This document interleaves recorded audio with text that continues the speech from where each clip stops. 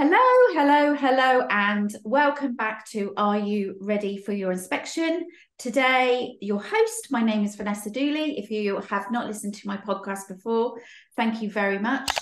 I hope you're all well. I hope the weather is treating you kindly. I'm recording this and looking forward to a weekend of sunshine, I'm hoping, fingers crossed.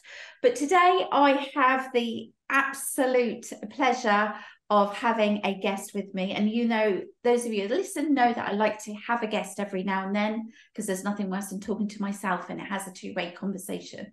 So today I have Lorna Wigley with me tell me where you're from. So I'm from Childbase Partnership. Okay, and your role, tell me your role. So I am a quality and training director. So my role is quite vast. So I'm the registered provider or nominated individual for all 44 of our nurseries, and kind of oversee quality, which is quite a vast role. But we've also got health and safety that sits under quality. We've got our academy that sits under quality. It's a busy role. Yeah, a really busy role. Yeah. So I think I probably have known you now probably 4 years, maybe. Probably quite a few years, if I re-up. Yeah, before COVID. Before COVID. Oh, yeah, it was before. My God, that is, yeah. So the reason I wanted to get you on the podcast today is because obviously you and I have worked together for a number of years. And there are a number of topics and subjects that I want to talk to you about and get your opinion about because of where you are in your role.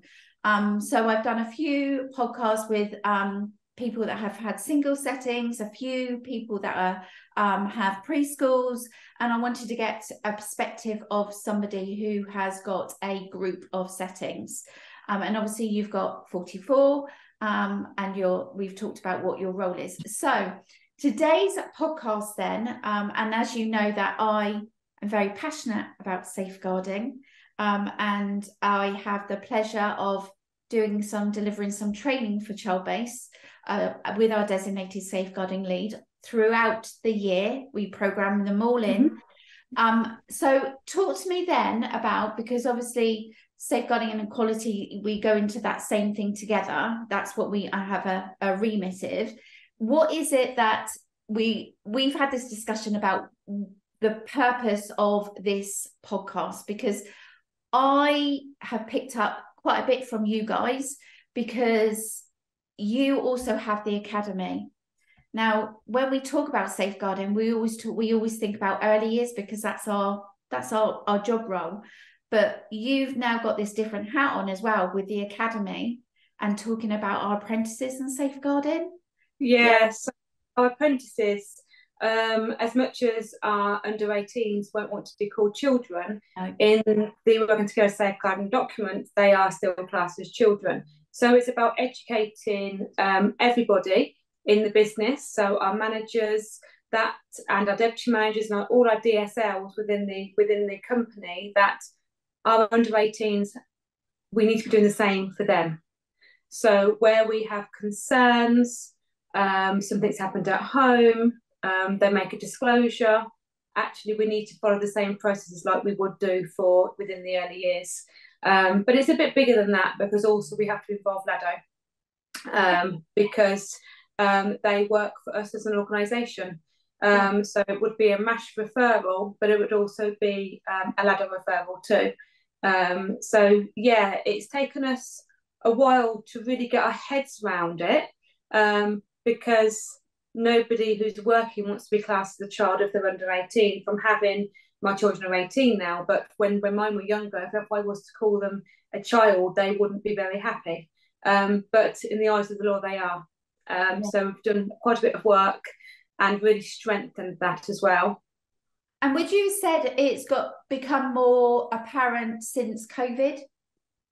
Would you have said it's that? Because I know that when I deliver the training for you guys, when I do my DSL training, you now have the assessors that come on, that are in the academy that come on. Yeah.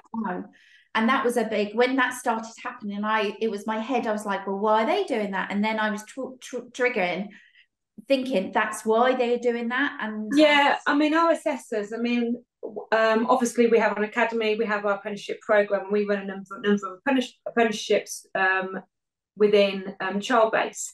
And our training assessors are lucky in the fact they only have 35 learners attached to them to enable that quality piece.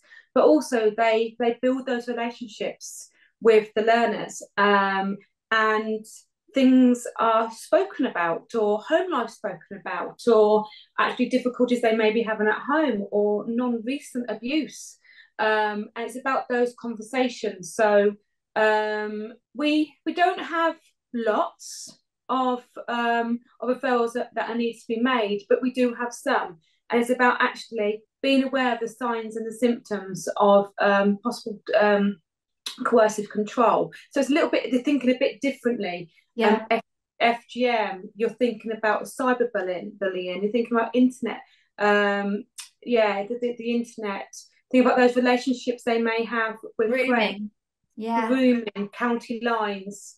So you're thinking a bit of a bigger picture. And when we deliver our training, we deliver scenario-based training for the academy as well as for our under fives. Yeah.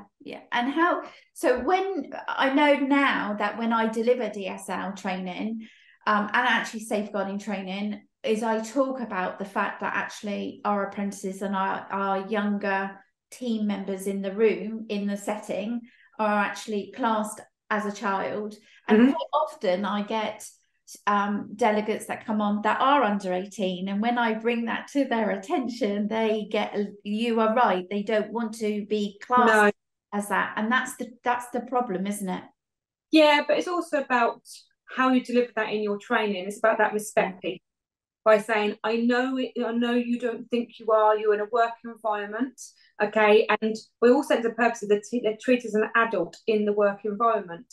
However, in the eyes of the law, they are still deemed a child.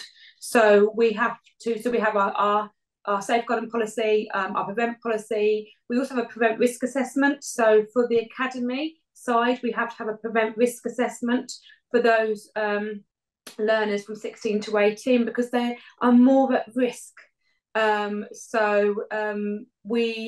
We talk with them, we support them as part of the cohort training within the academy. We've got a huge section on safeguarding, so they're aware of their duty while working in nursery, but also how to protect themselves, how to safeguard themselves. Yeah. If you were to, so say, because we have an awful lot of people that listen to these podcasts, and I'm forever grateful for that. But if you were to give a piece of advice for a single setting, or actually any setting, but a setting about thinking about the bigger picture, what would it be? Because it's not just about us as managers as well, is it? And deputies, or it's everybody. Yeah. So you're working with that person day in, day out. So you would notice if they had a change of behaviour, if their well-being had dropped, if they came in with bruising, if they were to disclose something in the staff room.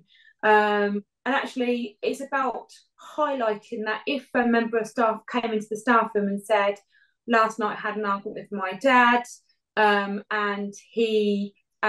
it got quite heated, and he hit me, and I went and stayed at my friend's house. It's about actually thinking, okay, this is a child here, and actually how you would deal with that, because conversations tend to happen in the staff room about things that happen in private life, and actually where would you go with that? Follow the whistleblowing policy, speaking to the DSL, making sure they're okay, because actually through conversation you're more likely to get disclosures from a 16 to 18-year-old during the staff lunch breaks. Or if they go out together, going into work, going out for work, it wouldn't always be the DSL who would notice it. It's more likely to be their colleagues. You are right, and so they need to have that, feel that they have a duty to report that to the designated safety lead, and that's not a bad thing to report it. It's the thing is actually you need to be actually drawing attention to it, so that actually the DSL can get help for that person. Yeah, and it's about just all about awareness. It's all about that training piece. And that's what we do well as a company, is that we are continually updating our safeguarding, doing scenario-based training. Every bit of training has a link to a safeguarding element to it, and that's what we do. We also have you, who not only does the safeguarding for our DSLs, we also do safeguarding for our team leaders as well. So our team leaders are aware of the safeguarding processes. So it's in effect the DSL training that they receive, but it's actually really focusing on the importance of safeguarding, because it's everybody's responsibility. Totally, and it's not just the designated safeguarding lead, it's everybody needs to be Thank you so much for sharing that. And I wanted to, it's a really good topic and a really good subject, because I think it's really important, especially in today's world, that we realise that a child is a child under the age of 18. In fact, it's the day before the 19th birthday. I say this, and that's when people go, oh my goodness, they're 18 still. Yes, they are. So if there are any concerns, or if you're listening to this and you have any concerns about any of your team members, staff members in your setting who's under that age, please also make sure you tell the designated safeguard. And it's also, about having that confidence to make that MASH referral, and where a social worker will try and bounce it back, actually talk about the statutory framework, that actually this is technically a child, because sometimes we have had to do that. But you know the processes you need to follow. Yeah, you do. Thank you so much for talking to me. I really do appreciate it, and I will speak to you really, really soon. Thank you, Lorna. Thank you.